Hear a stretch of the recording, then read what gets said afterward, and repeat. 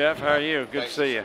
Can we just ask you a few questions real quick on your way in? Quick questions, because I think we're a little late to Senator Mr. Kerry said yesterday that Senator Kerry said yesterday that guarantee 100% the U.S. Congress will pass a bill if there's a deal here. Do you agree with that? Well, of course, we passed a bill in the House of Representatives, as you know, and we're very hopeful that the Senate will do so as well, and that we will get to Congress. And if the Senate passes a bill, the answer to that is yes, we will pass a bill. And so I'm hopeful of the Senate's success. Why did you decide to come all the way here? Well, I think it's important for us to, in effect, show the flag, show the United States commitment, particularly the House of Representatives commitment. Speaker Pelosi and I felt it very important to come, although briefly, to show our support and to lend energy to the effort that is being made here in Copenhagen and that needs to be made after Copenhagen to complete the international willingness and commitment to get us to a place where we bring CO2, global warming gases, very substantially down to a sustainable level.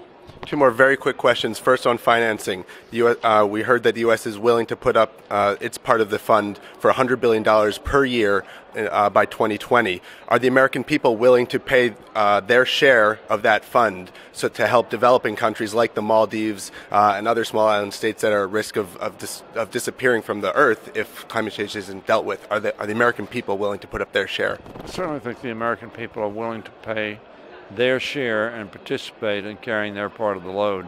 The answer to that is yes. Now, their fair share, of course, is contingent upon others paying a fair share.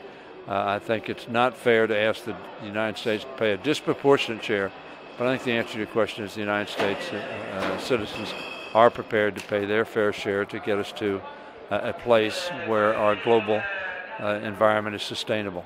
Do you have a sense of what that share is? Well, no, I don't want to say what that share is.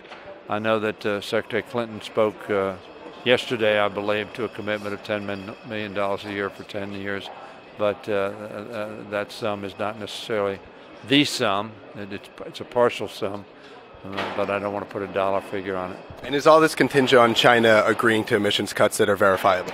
Clearly, China and the United States are sort of playing off against one another, with China waiting to see what the United States does, and the United States knowing that if it does something that will have a constraint on its economy, and India and China do not, then there will be not a fair allocation of responsibility there.